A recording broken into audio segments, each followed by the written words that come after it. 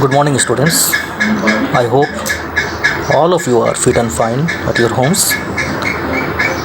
Due to lockdown, we are unable to attend our regular classes. So, our school decided to compensate your academic loss and to guide you through online. Today, we are going to discuss Chapter 1 of Accountancy Standard 12 Commerce, that is Accounting for Partnership Firm Fundamental. तो let start partnership. Partnership का मतलब क्या है?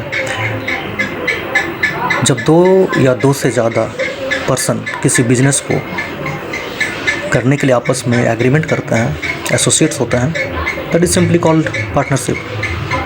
हमारे India में, जैसे कि मैंने कॉपी में ऑलरेडी टाइम सेव करने के लिए कॉपी में ऑलरेडी कुछ टॉपिक्स लिख के रखा है। इंडिया में इंडियन पार्टनरशिप एक्ट 1932 को इनेक्टेड हुआ था और इस कानून के तहत under section 4 of Indian partnership act में पार्टनरशिप का डिफिनेशन जो दिया हुआ है, जो कि हम लोग ऑलरेडी जानते हैं। Partnership is the relation between person who have agreed to share the profit of a business carried on by all or any of them acting for all।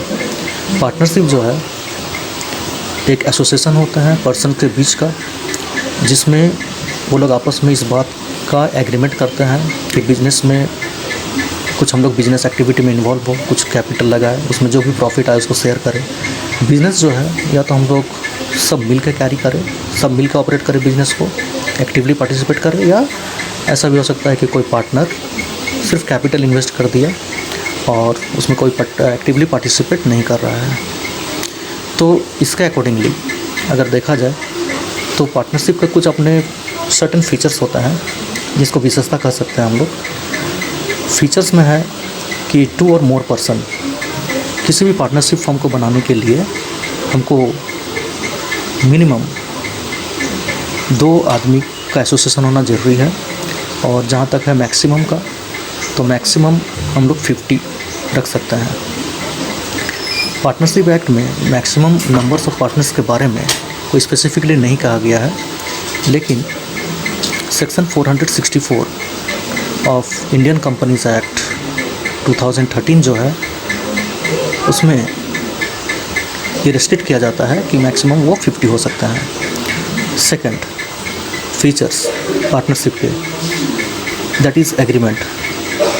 2 आदमी या 3 आदमी मिलकर कोई बिज़नेस बनाना चाह रहा है, एसोसिएशन हो रहा है, आपस में जुड़ रहे हैं, कोई बिज़नेस करना है, 2, 3, 4, 5 कुछ भी हो सकता है वो संख्या, जो भी हो, इनके बीच में आपस में एक भविष्य में फ्यूचर में अच्छा तालमेल रहे, बिज़नेस को किस तरह से चलाना है, तो आपस में इसके बीच में एक एग्रीमेंट होना कंपलसरी है, ज़रूरी है।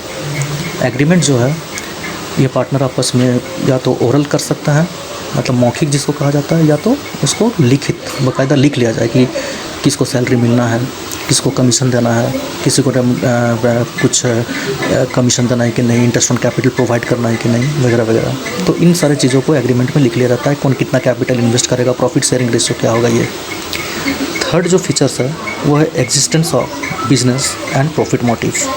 देखो इसमें एक मेन मुद्दा जो है, दैट इज़ पार्टनरशिप के बीच में एक बिज़नेस होना चाहिए, लीगल बिजनेस वो होना चाहिए, और मेन मकसद है कि प्रॉफिट वो लोग जनरेट करें जो भी बिज़नेस कर रहे हैं।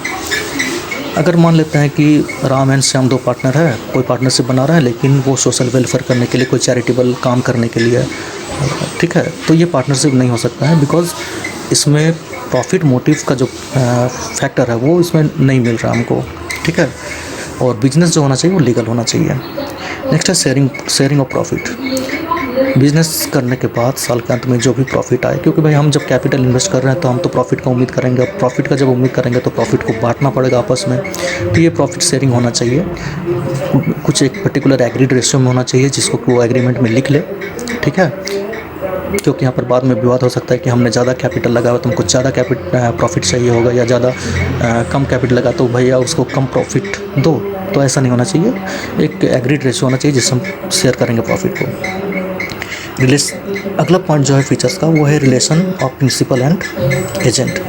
इसमें तुमको ये हमें ये लिखना होगा या ये समझना पड़ेगा बात को कि पार्टनरशिप में जो पार्टनर्स होते हैं वो बिज़नेस के प्रिंसिपल्स होते हैं, बिज़नेस का ओनर्स होते हैं और एज वेल एज बिज़नेस के एजेंट की भूमिका में भी होते हैं, एक रिप्रेजेंटेटिव की भूमिका में भी होते हैं। एंड 6 पॉइंट जो है वो है business carried on by all or any of them acting for all. इसका मतलब ये हुआ कि बिज़नेस अगर चाहे तो आपस में जैसा भी एग्रीमेंट हो, आपस में वो लोग सब मिल के आपस में सहयोग करके, तालमेल करके, कोऑर्डिनेट करके बिज़नेस को चला सकते हैं, या नहीं तो उसके बिहाफ में, सबके बिहाफ में कोई एक आदमी भी उस बिज़नेस को कैरी कर सकते हैं। तो ये पार्टनरशिप के डेफिनेशन हुए, ये इनके फीचर्स हुए।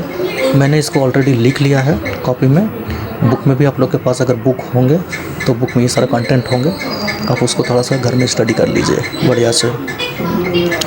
कुछ परेशानी आ रही है इसमें वीडियो क्रिएट करने में हम लोग को, लेकिन देखते हैं कुछ धीरे धीरे इसको रेक्टिफाई हम लोग करने का कोशिश करेंगे। हम लोग नेक्स्ट टॉपिक्स में मूव करते हैं। Right of A partner. Every partner has right, business के हर पार्टनर को ये राइट होते हैं टू शेयर प्रॉफिट और लॉस विद अदर, ठीक है। सेकंड, सारे पार्टनर को ये राइट होता है, ये अधिकार होता है कि वो बिज़नेस में एक्टिवली पार्टिसिपेट कर सकता है, मतलब बिज़नेस के जो day to day conduct of business है उसमें पार्टिसिपेट कर सकते हैं, टेक पार्ट कर सकते हैं वो। सारे पार्टनर को ये राइट होता है कि वो बिज़नेस के जो बुक्स ऑफ अकाउंट्स हैं उसकी एक कॉपी अपने पास रख लें और उसको इंस्पेक्ट करने का राइट भी, उसको जांच करने का राइट भी उनके पास होता है कि सारे रिकॉर्ड्स बाकायदा प्रॉपर वे में हो रहा है कि नहीं। यहाँ पर एक चौथा नंबर जो पॉइंट है इसमें हम लिखे हैं कि disallow the admission of A new partner. देखो यहाँ पर होता क्या है कि सारे पार्टनर आपस में क्योंकि एक एग्रीमेंट के बेस पे ही काम करता है, इसलिए अगर मान लेते हैं कि किसी पार्टनरशिप फर्म में किसी न्यू पार्टनर का हमको एंट्री करना है, एडमिशन लेना है, तो सारे पार्टनर को उसमें सहमति होना, कंसेंट होना बहुत ज़रूरी है। अगर मान लेते हैं कि ए बी पार्टनर है, सी को एडमिशन ले रहा है, लेकिन उसमें बी ऑब्जेक्शन कर रहा है, तो फिर सी का admission as a new partner नहीं हो सकता है, ठीक है। नेक्स्ट पॉइंट है right to be consulted in the matter of relating to the business. Business में जितना भी जो बिज़नेस से रिलेटेड जो इश्यूज़ हैं उसमें वो आपस में कंसल्ट कर सकते हैं। और right to retire from the firm after giving proper notice. अगर किसी पार्टनर को अपने हेल्थ इशू के वजह से या एज एक फैक्टर हो सकता है कि बहुत ज़्यादा एज हो गया, वो पार्टनरशिप में एक्टिवली बिजनेस पार्टिसिपेट नहीं कर सकता, तो उसको ये राइट है कि वो बिज़नेस से जब चाहे वो रिटायर हो सकता है, लेकिन उसके लिए बाकायदा उसको एक पहले प्रॉपर नोटिस अपने पार्टनरशिप फर्म में दूसरे मेंबर्स को देना पड़ता है। To the another topics of this chapter, that is LLP। LLP का LLP एब्रिविएटेड फॉर्म है, फुल फॉर्म इसका हो गया limited liability partnership. Limited liability partnership act 2008 में एक्टेड किया गया था इंडिया में, और इसके अकॉर्डिंगली LLP के जो डेफिनेशन दिए हुए हैं कि LLP means A partnership formed and registered under this act. मतलब LLP एक्ट 2008 के तहत इसका फॉर्मेशन एंड रजिस्ट्रेशन होता है। इसके कुछ बेसिक नेचर है। First it is a body corporate, क्योंकि इसका बाकायदा रजिस्ट्रेशन होता है किसी स्पेसिफिक एक्ट के तहत, इसलिए इसका ये एक बॉडी कॉर्पोरेट की तरह इसको ट्रीट किया जा सकता है। इसके सेपरेट लीगल एंटिटी होता है, means its members are apart from LLP। LLP के जो मेंबर्स है उसके पर्सनल प्रॉपर्टी को LLP के लायबिलिटीज़ के पेमेंट में हम लोग यूज़ नहीं कर सकते हैं। हैविंग परपेचुअल सक्सेशन, LLP के मेंबर्स के रहने या ना रहने से LLP में कोई फ़र्क नहीं पड़ता है, इसका सक्सेशन लंबे समय के लिए होता है।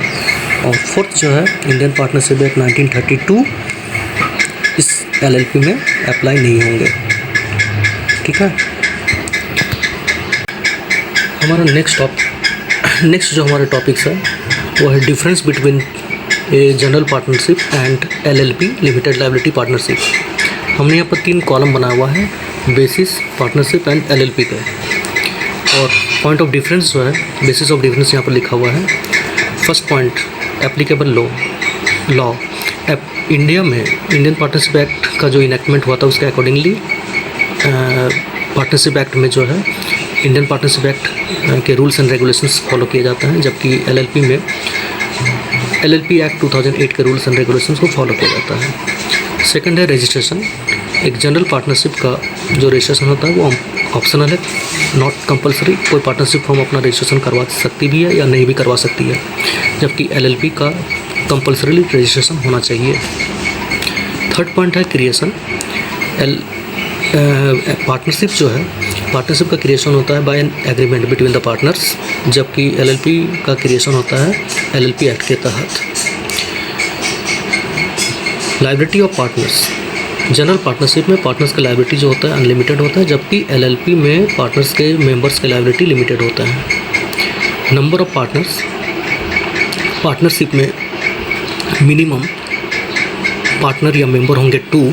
LLP में भी मिनिमम नंबर ऑफ मेंबर्स या पार्टनर्स होंगे 2, जबकि मैक्सिमम नंबर ऑफ पार्टनरशिप में पार्टनर्स का मैक्सिमम नंबर जो होंगे 50 होंगे, और LLP में इसके कोई लिमिट्स नहीं है, नो लिमिट। नेक्स्ट पॉइंट है लीगल एंटिटी। पार्टनरशिप के जो मेंबर्स हैं उसका कोई सेपरेट लीगल एंटिटी नहीं होता है, जबकि LLP के मेंबर्स का एक सेपरेट लीगल एंटिटी होता है, सेपरेट लीगल एग्जिस्टेंस होता है। Perpetual succession. पार्टनरशिप का जो लाइफ है या परपेचुअल सक्सेशन जिसको कह सकते हैं कि ये पार्टनरशिप जो है लंबे समय तक के लिए रन नहीं कर सकता है। मान लेते हैं कि सारे पार्टनर का किसी एक्सीडेंट में डेथ अगर हो जाता है तो उस केस में पार्टनरशिप डिसॉल्व या बंद हो सकता है, जबकि LLP के केस में ऐसा नहीं है। इसका परपेचुअल सक्सेशन है, इसके जो एग्जिस्टेंस है काफ़ी लंबे समय के लिए है। तो इन सारे वीडियोज़ को जो भी आपके पास स्क्रीन में अवेलेबल है, थोड़ा सा आप लोग इसका नोट्स तैयार कर ले तो अच्छा रहेगा डेट वाइज।